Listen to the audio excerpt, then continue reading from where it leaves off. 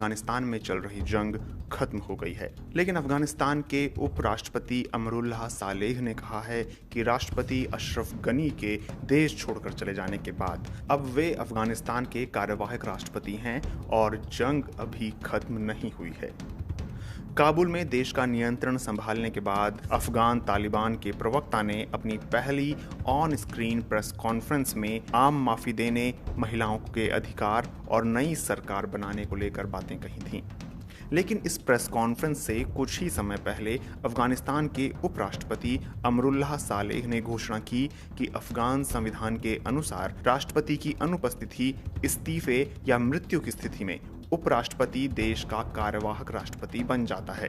जहां एक तरफ अशरफ गनी ने अफगानिस्तान छोड़ दिया, वहीं अमरुल्लाह सालेह उन कुछ अफगान नेताओं में से एक हैं जो तालिबान नियंत्रण के खिलाफ एक विरोध आंदोलन शुरू करने के लिए तैयार हैं और सशस्त्र तालिबान लड़ाकों के देश पर कब्जे को अवैध करार देते हैं। वहीं इससे पहले फ्रांसीसी पत्रिका के लिए लिखे गए एक लेख में शेर-ए-पंजशीर के नाम से मशहूर अफगान नेता अहमद शाह मसूद के बेटे अहमद मसूद ने अपने पिता के नक्शे कदम पर चलते हुए तालिबान के खिलाफ जंग लड़ने की घोषणा कर दी।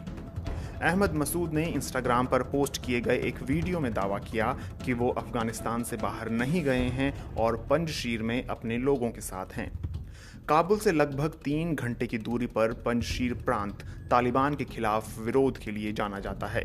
साल 1996 से 2001 तक तालिबान के शासन के दौरान भी यह प्रांत उनके नियंत्रण में नहीं था।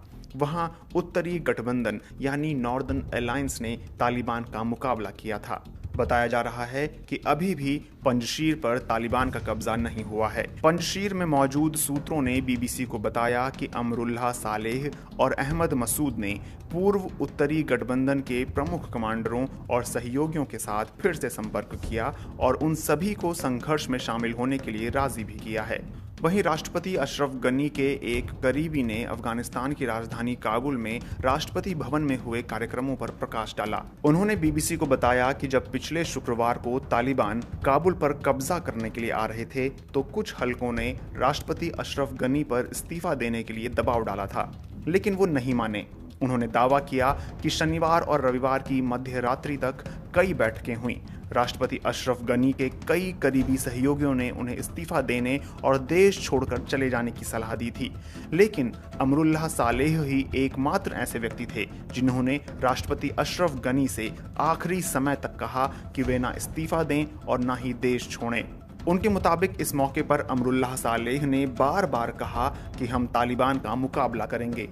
उन्होंने बताया कि काबुल में तालिबान के आने और राष्ट्रपति गनी के देश से चले जाने के बाद अमरुल्लाह पंजशीर चले गए और अब वो वहीं हैं। माना जा रहा है कि अफगानिस्तान के रक्षा मंत्री बिस्मिल्लाह मोहम्मदी भी अमरुल्लाह के साथ हैं। अमरुल्लाह सालेह का एक ऑडियो संदेश भी सामने आया है जिसमें वे भविष्य की कार्रवाई के बारे में बात कर रहे हैं। अमेरिका में स्थित अफगान विश्लेषक हाशिम वहदतयार के अनुसार अमरुल्लाह सालेह के संदेश में 2 महत्वपूर्ण बातें हैं। उनमें से एक बात यह है कि अगर तालिबान एक लोकतांत्रिक सरकार की बात करते हैं तो शायद वे कुछ हद तक मान जाएं, लेकिन अगर तालिबान ने अपनी तरह की सरकार बनाने की घोषणा की तो शायद अमरुल्लाह उनके खिलाफ लड़ेंगे। लेकिन फिलहाल ये साफ नहीं है कि अमरुल्लाह को देश में कितना समर्थन मिलेगा।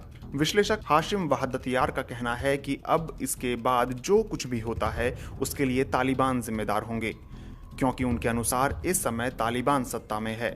वहदतयार कहते हैं कि कुछ रिपोर्टों के अनुसार तालिबान इस बात पर भी विचार कर रहे हैं कि अमरुल्लाह सालेह और अहमद मसूद से बात करने के लिए उनके पास कोई टीम भेजी जाए और उन्हें सरकार में शामिल होने की पेशकश की जाए। लेकिन अगर ऐसा होता भी है तो पिछले 20 सालों में अफगानिस्तान में कई ऐसी घटनाएं हुई हैं जो तालिबान और उनके विरोधियों को एक साथ आने में रुकावट पैदा कर सकती हैं।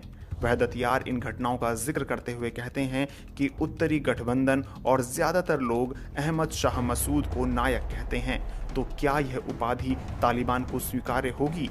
याद रहे कि अहमद शाह मसूद को 9/11 से 2 दिन पहले अलकायदा के 2 आत्मघाती हमलावरों ने मार दिया था।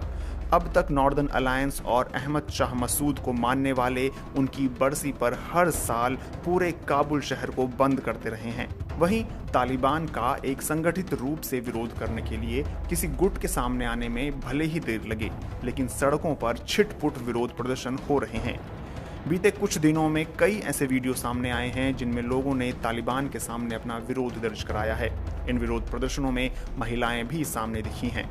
खबरों के मुताबिक वो तालिबान से उन्हें काम पर जाने की मांग कर रही थीं। उनके आसपास हथियार बंद तालिबान खड़े थे।